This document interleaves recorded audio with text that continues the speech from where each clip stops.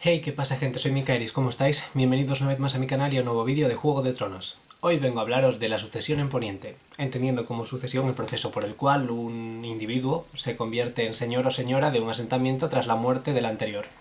La sucesión en la mayor parte de Poniente, la mayor parte de los 7 reinos, desde el norte de las Montañas Rojas hasta el sur del Muro, sigue un tipo de sucesión basado en la primogenitura agnática. Esto quiere decir que si bien todos los hijos pueden heredar el señorío de su padre, los varones siempre tienen prioridad. Es decir, si un señor tiene 6 hijas y un hijo que es todavía un bebé, el hijo va a tener prioridad siempre por encima de sus hermanas, aunque ellas sean mayores. ¿Esto qué quiere decir? Que el orden de sucesión iría el hijo mayor, independientemente de si tiene hermanas mayores, el hijo mayor, sus descendientes. El siguiente hijo varón, sus descendientes. El siguiente hijo varón, sus descendientes. Y así hasta que se acaben todos los hijos varones con sus respectivos descendientes. Y solo entonces podrían entrar en la sucesión las hijas con sus respectivos descendientes. Y cuando se acabasen todos los hijos legítimos, pasaríamos a los bastardos legitimados. Estos son los bastardos que, por decreto real, si no me equivoco solo el rey puede conceder ese decreto, reciben el nombre de la casa de su padre o su madre si han sido engendrados por una mujer noble y por tanto pueden entrar en la sucesión, pero por lo general esto sucede... Es un proceso un poco complicado porque puede ser que el bastardo sea mayor que sus hermanos legítimos o puede que sea menor, pero normalmente, por lo general, cuando son legitimados se convierten legalmente en un hijo menor, es decir, por encima de él están todos sus hermanos legítimos, nacidos legítimos, y al final de todo está él, tenga 40 años o tenga 10. Si el señor no tiene hijos o hijas, entonces tendríamos que pasar a sus hermanos y es el mismo proceso. Su hermano más mayor, los hijos, su siguiente hermano, los hijos, las hermanas, los hijos. Y si no tiene ningún hermano ni ningún hijo, entonces tendríamos que pasar a sus tíos, primos, etcétera. Y si ya después de eso no tiene ningún tipo de sucesor o heredero directo, entonces habría que buscarse la vida para encontrar la forma de buscar una sucesión para la casa o permitir que se extinguiese. Por supuesto, si bien he hablado de la primogenitura agnática, también quiero decir que existe una primogenitura semiagnática, según la cual una mujer no puede heredar, pero sus hijos varones sí. Es decir, que aunque la hermana mayor no tuviese prioridad, su hijo, por ser el descendiente de una hermana mayor, podría reclamar dichos derechos diciendo: hey, me merezco yo ser el sucesor, ser el heredero. En Juego de Tronos, en Canción de Hielo y Fuego, me parece que no hay ningún caso propiamente dicho que siga esto, o sea, que lo siga de manera clara, quiero decir, sin más complicaciones, pero es un caso que se ha dado más de una vez en la historia de Inglaterra, por ejemplo, y sabemos que George R. R. Martin ha basado buena parte de su trabajo creando Poniente, creando Canción de Hielo y Fuego, en la historia de diferentes reinos de Europa, entre ellos Inglaterra y Escocia. El tema de que una mujer pueda o no heredar es bastante complejo, pero incluso cuando no heredan, tienen unos derechos que permiten a sus maridos heredar por ellas. Esto se le llama el derecho por matrimonio. Y funciona de esta manera. Lo ilustraré con un ejemplo para hacerlo más fácil. Cuando los Lannister todavía eran reyes en las tierras del oeste, hubo un rey llamado Geralt III que solo tenía una hija. Y en lugar de cederle el reino a ella y convertirla en la reina de la roca, la reina del oeste, se prefirió que quien sucediese al rey fuese el esposo de la princesa, Joffrey Liden. Joffrey adoptó el nombre de Joffrey Lannister y se convirtió en el siguiente rey de la Roca, siendo su esposa, la hija legítima del anterior rey Lannister, su reina, pero no porque fuese ella quien gobernaba, sino porque estaba casada con el rey, Joffrey Lannister. Si bien es cierto que una sucesión suele ser sencilla cuando el señorío pasa de padre a hijo, o de madre a hijo, o de padre a hija, o de padre a yerno, el hecho de que un señor tenga herederos cercanos, ya sean hijos o sobrinos, no quiere decir que necesariamente ellos tengan que sucederle. En ocasiones, un señor o señora designa un heredero que no está emparentado de manera tan cercana, pero de manera deliberada, dicho señor elige que esa persona le suceda y no otras. Un ejemplo de esto es Jane Arryn, la doncella del valle, que gobernaba Nido de Águilas durante la Danza de los Dragones. Jane Arryn tenía un primo hermano llamado Arnold, que era su pariente más cercano y por tanto debería haberle sucedido. No obstante, la relación entre ellos era muy mala y Jane en su testamento designó que quien le sucedería sería Joffrey Arryn, un primo suyo más lejano, creo que en cuarto grado, pero que le había servido fielmente. Si bien en Poniente esto pasaba y era completamente legal, también es cierto que causaba cierto conflicto porque creabas tensión entre la persona que había sido designada como heredera o heredero y aquellos que por nacimiento tenían más derechos que esa persona, pero que habían sido saltados de la sucesión por decisión del señor ya fallecido. Y causaba muchas veces un conflicto. De hecho, la sucesión en el Valle de Arryn provocó una pequeña guerra regional entre distintos señores del Valle de Arryn que estaban apoyando o bien a Arnold y su reclamación o bien a Joffrey Arryn y su derecho al señorío. Como ya he dicho, esta decisión del señor de nombrar a un heredero, aunque no sea el esperado, es completamente legal, pero hay un pequeño matiz que según las leyes de Poniente no se puede incumplir. Existe una ley llamada la Ley de las Viudas que fue creada gracias a la buena reina Lisanne y que impide que cuando un señor muere, su sucesor eche de su castillo a su madrastra en caso de tenerla. Es decir, si un señor se ha casado varias veces y quien le sucede es el hijo de su primer matrimonio, este hijo no puede librarse de su madrastra y sus hermanastros porque eso sería completamente ilegal. Esta ley hace que tenga que ocuparse de ellos porque son su familia y la madrastra, aunque no esté relacionada por sangre con él, sigue siendo la esposa de su padre y por tanto merece un buen trato. Esta ley tiene además un pequeño matiz que impide al señor, mientras viva, al señor que se ha casado varias veces, desheredar a los hijos de su primer matrimonio en favor de los hijos del siguiente. Si el señor se casase por segunda vez con una mujer especialmente astuta que quisiese para sus hijos el señorío, la ley de las viudas tiene esta cláusula, por decirlo de algún modo, que impediría al señor desheredar a sus hijos mayores en favor de los hijos que tiene con esta segunda esposa. De este modo, si bien un señor puede designar como heredero a quien quiera, no necesariamente a su hijo mayor, legalmente no puede quitarle sus derechos y mucho menos si es para favorecer a los hijos de una segunda esposa. Es un tema un poco complicado y en cierto modo contradictorio, pero esa es la ley de Poniente.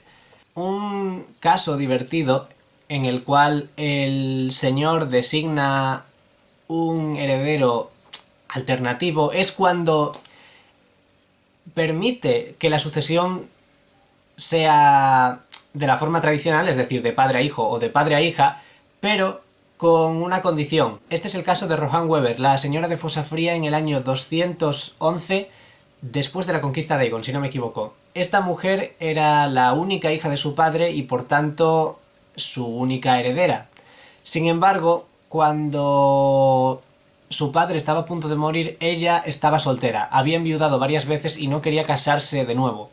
Así que su padre le puso una condición cuando iba a morir. En su testamento puso una especie de condicionante por el cual si Rohan no se había casado después de que pasasen 2 años de la muerte del señor, todas sus tierras y por tanto el señorío pasarían a las manos de Wendell Weber, un primo suyo.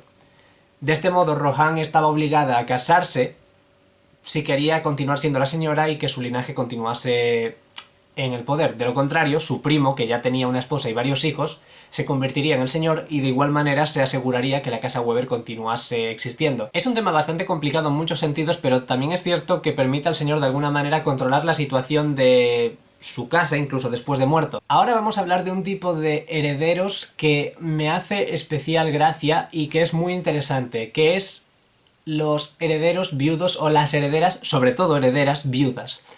Este es el caso que se da cuando un señor muere y a falta de un heredero claro, sea hijo, sobrino, nieto, lo que sea, designa a su esposa, que entonces se convierte en su viuda, como la nueva señora de su casa. De este modo ella se convierte en la señora oficial de la casa, gobierna con todo el derecho del mundo y se encarga de buscar la manera de que la sucesión quede de alguna manera zanjada antes de que ella muera, ya sea buscando a un primo de su marido para que se convierta en el siguiente señor, tomando como pupilo a algún sobrino o algún hijo de un primo que se convierta en el señor, o no sé, complicándose mucho la vida y casándose con alguien que esté emparentado con su marido.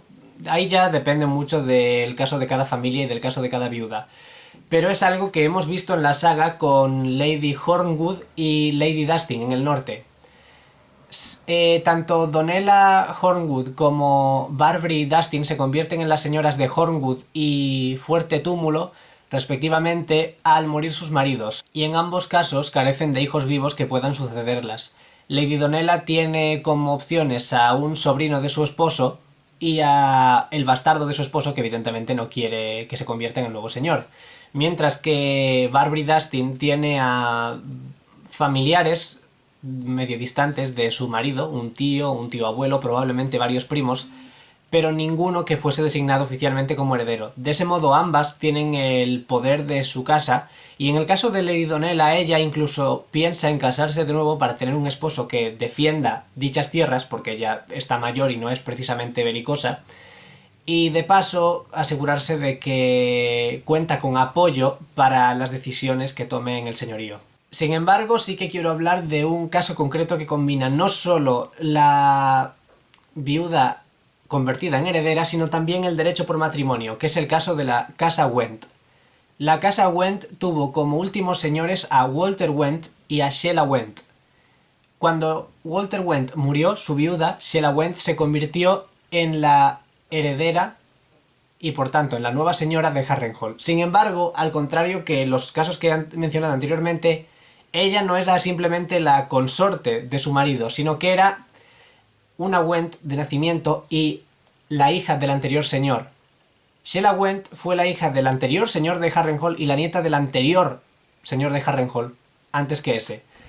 Y se casó con su primo Walter de manera que Walter se convirtió en el señor de Harrenhal y ella se convirtió en su consorte de una manera un tanto irónica. Tuvieron varios hijos, pero para cuando empieza Juego de Tronos todos están muertos y Sheila es la única de ese núcleo familiar que queda viva. Luego queda también una prima, Winifred creo que se llama, que está casada con un Frey, pero ella es la única señora de la casa Went. No solo por ser la viuda del anterior señor, sino por ser, por nacimiento, una Went. Es un caso muy fascinante el de ella. Y por último quiero hablaros de un caso concreto cuando se produce la sucesión, que es la preferencia, la prioridad de herederos adultos por encima de herederos niños. ¿A qué me refiero con esto? Bueno, esto es algo que se da, por ejemplo, en la Casa Real, en la familia Targaryen. Jaehaerys Targaryen, cuando estaba en sus últimos años de reinado, tenía varias opciones para tomar como sus herederos. Por derecho, quienes estaban más cerca del trono, por nacimiento, eran su nieta Rhaenys y su nieto Viserys. Sin embargo, ella era una mujer y él era un niño, así que Jaehaerys buscó como heredero alternativo a el único hijo varón adulto que le quedaba, Vaegon, que en ese momento estaba en la Ciudadela de Antigua. Este es un caso muy interesante porque a pesar de que Vaegon no era material de rey, por así decirlo, y a pesar de que había tomado votos de maestre y por tanto no podía reinar, aún así Jaehaerys recurrió a él porque era una opción segura, en el sentido de que era varón, era adulto y por tanto técnicamente capaz de asumir el trono. Del mismo modo, un descendiente de Jaehaerys, Maekar, mucho tiempo después, como un siglo completo después, de hecho casi un siglo y medio después me atrevería a decir, cuando murió tenía varios hijos y nietos. Sus dos hijos mayores habían tenido un hijo y una hija respectivamente, pero ambos eran niños pequeños y de hecho la niña además era considerada como demasiado inocente y demasiado simple como para poder asumir la corona. Así que el consejo y la discusión sobre la sucesión se centró en los dos hijos varones adultos que tenía Maekar en ese momento, que eran por un lado el maestre Aemon, a quien conocemos en la serie de Juego de Tronos y en la saga, y por el otro lado Aegon, que se convertiría en Aegon V cuando su hermano mayor, Aemon, rechazó la corona. Pero esto es muy interesante porque muchas veces se da cierta prioridad a un señor que pueda ejercer su poder de manera efectiva antes que recurrir a un niño, aunque tenga más derecho. La mayoría de edad en Poniente es de 16 años. Y 16 años sigue siendo una edad bastante joven. Por eso es preferible que si se cuenta con un heredero alternativo que tenga 25 años en lugar de uno que tenga 12 o 13, en ocasiones se opta por el heredero adulto por encima del heredero niño. Evidentemente cada casa es un mundo y muchas veces la sucesión se complica. También existen casos en los que un señor o un rey decide intervenir en la sucesión de una casa y decir, pues decido que este hijo menor suceda a su padre a pesar de que tiene 3 o 4 hermanos mayores. Yo aquí he explicado las diferentes formas en las que una persona puede llegar al poder heredando un señorío. Realmente a veces no se dan por separado, a veces hay toda una pelea por la sucesión que combina muchos de los factores de los que he hablado ahora mismo. A veces se aparta completamente a las mujeres del poder, pero aún así sus hijos siguen reclamando. A veces hay que recurrir a derechos de un miembro de la familia que son anulados a su vez por cierta ley y producen crisis sucesorias muy graves. La danza de dragones básicamente fue provocada por un tema de sucesión muy parecido al que estoy describiendo ahora. En cualquier caso, hasta aquí mi vídeo sobre la sucesión en Poniente. Espero que os haya parecido interesante, que le deis like, que os suscribáis y todo ese rollo. Espero que todo vaya bien en vuestras respectivas casas, que si estáis en cuarentena todavía estéis aguantando bien y que si no estáis en cuarentena seáis responsables, por favor. Y nos vemos en el próximo vídeo. Chao.